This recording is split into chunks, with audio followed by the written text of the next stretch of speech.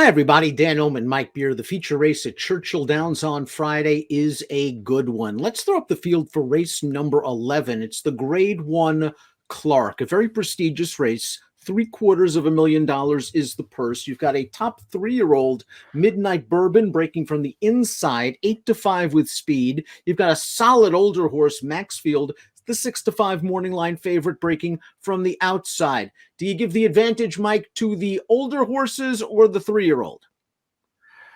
I mean, I guess at this time of the year, I don't really care either way. Perhaps the older horses still have the advantage, Dan.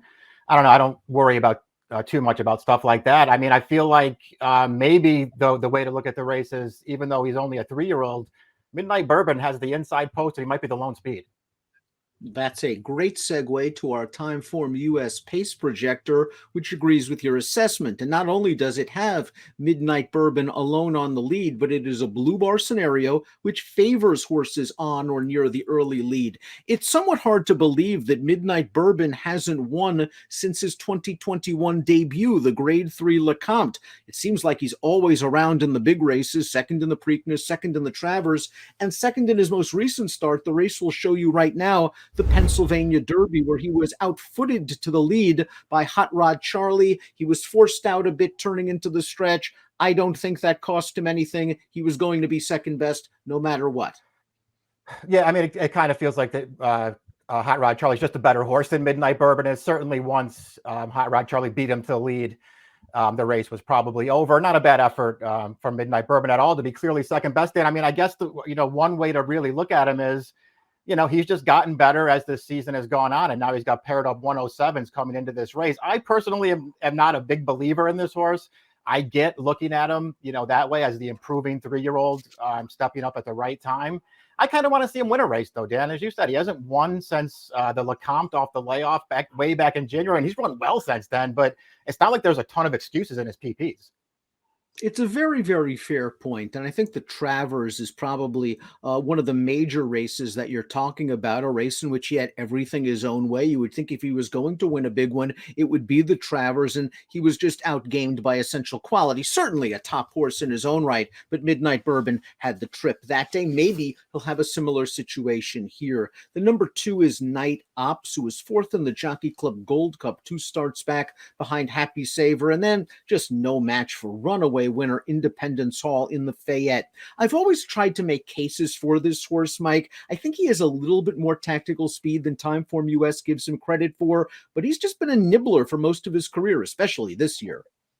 I feel the same way about him. I feel like he is going to get a good trip in this race because I agree with you. I think he is more tactical than perhaps, being at the back of the pack as pace projector thinks he's going to be. I just, I'm starting to really believe that he may not be good enough to win a race like this. And he shows up every time, but feels like he's going to have to take a step forward to beat this field.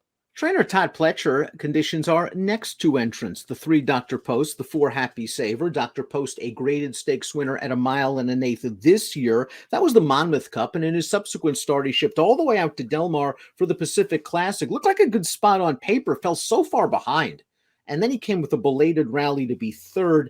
The Woodward last time out, again, kind of an even performance, finished 3rd behind Art Collector, who was able to wire him that day. This is a horse that has hinted at big races. It's just he's a bit of an in and outer at this point. Yeah, I sort of agree with that. And I felt like, the blinkers going on 3 starts back might have, been just what he needed to make a difference. I guess it hasn't really turned out that way, Dan. I'll be honest, I didn't like his Pacific Classic at all. I know he got 3rd at the end there, but boy, really hard ridden, not keeping up the backstretch. He rallied late for 3rd, but I didn't care for that performance. I felt like he ran a little better in the Woodward last time. They rated him back to last as Our Collector controlled. He tried to make this 4 wide one all the way around the turn. I actually felt like he ran pretty well last time in the Woodward. I wonder where his tactical speed went, Dan. When he came off the layoff this year in the Westchester, kept right up close to the pace, won easily, felt like he took a big step forward there. And he hasn't really gone forward off of that race. But I still think this horse is pretty good. And I think if he gets any kind of a setup here, he could factor. During a 3.5-month span in 2020, Happy Saver went from unraced maiden winner to Grade 1 Jockey Club Gold Cup winner. He won 4 races during that span, and he took down a big scalp in Mystic Guide in the Jockey Club Gold Cup. Then he went away. He came back. Seasonal debut, more workmanlike than anything else. Then a third in the Suburban after a wide trip over a wet track. Let's watch his Jockey Club Gold Cup, his most recent start. Off a little bit of a 2-month layoff. There was not a lot of pace in this race. Max Player got right up close. You see him make the front right now. Happy Saber tries very hard. He's going to get second away from the favorite Forza Dioro. Maybe he needs more pace. I wonder if he's going to get it here. Yeah, I mean, I don't really know what to say. This is a horse who, as you pointed out, got really good in a short period of time last year as a 3-year-old. And, for whatever reason, he missed all that time. He really hasn't come back and taken any kind of a step forward so far as a 4-year-old. I mean, he got second last time in the Jockey Cup Gold Cup, but it's not like he was, finishing super fast in that race, Dan. He was just sort of grinding on to the end there. I don't know. I want to see him take a step forward before I have any confidence in him in a race like this. You and I have been big fans of the 5 King Fury. We thought 2 starts back at Churchill Downs that maybe he was ready to unlock that potential. He blew that field away. 98 Byron, it looked like a 98. He won by the length of the stretch. You and I were excited to see him back in the Fayette at Keeneland, especially over a sloppy track that he won the Lexington over in the spring, and he just couldn't step with Independence Hall. Yeah, it was a pace-dominated race. This horse didn't break that well in the Fayette. He wound up towards the back of the pack. After that, Brian Hernandez just sort of sat with him. He didn't get a bad trip in there, but he was just tracking along away from the leaders. And that was not a race that came back for him, Dan. The 1-2 finisher sort of hooked up and ran away from that field. And King Fury, he raced on through the stretch. He just couldn't make an impact on him. I didn't think he ran terribly. I don't know if he ran well enough that it made me want to bet him back in this race, Dan. Though I'll tell you what, though, if he's going to be around 12-1, I'll use him. Number 6, Chess Chief, a graded winner at 9 furlongs. He took the New Orleans Classic over the winter at the fairgrounds. Since then, fortune has not been as kind to Chess Chief, a horse that really needs a strong pace up front. And in the Lucas Classic, running against Knicks Go and Independence Hall, he was probably overmatched. The Jockey Club Gold Cup, a situation again where maybe in a little bit too tough. He needs a lot of help from a pace standpoint, and he catches a tough field again. Yeah, didn't get any class relief here, aside from those last 2 races where he was a big price and failed to make an impact. I mean, he's run against Maxfield 3 times this year and hasn't made it close with that horse in any one of those races. Militarist has raced 4 times on dirt. He has not won any of them. He is a solid turf horse. I'm just not sure where he fits on dirt. He does have a bit of tactical speed, but he was nowhere in the Fayette after pushing the pace early. Yeah, I mean, he was up close in a race that was dominated, right up on the lead. He's just really hard to make a case for in this race, and that's why he's 50-1 on the line.